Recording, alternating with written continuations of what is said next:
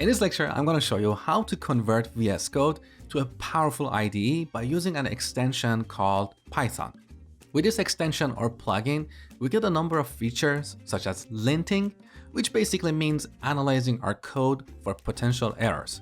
We also get debugging, which involves finding and fixing errors.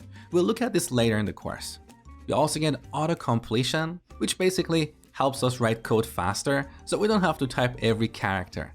We get code formatting, which is all about making our code clean and readable, just like how we format our articles, newspapers, books to make them clean and readable. We get unit testing, which involves writing a bunch of tests for our code. We can run these tests in an automated fashion to make sure our code is behaving correctly. And finally, we get code snippets, which are reusable code blocks that we can quickly generate so we don't have to type them all by hand. Now, don't worry about memorizing any of these. As we go through the course, you're going to learn about these features. Now, here in VS Code, on the left side, click this icon.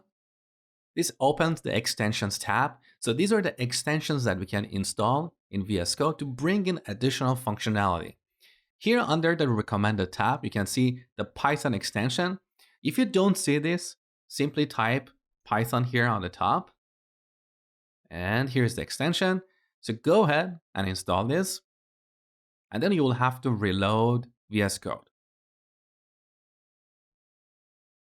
Now here on the bottom right corner, you can see this message, linter pylint is not installed.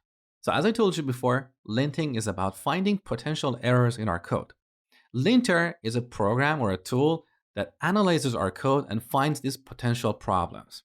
Now for Python, there are several linters out there. Pylint is one of the most popular ones that this Python extension uses by default. So we need to go ahead and install Pylint as well.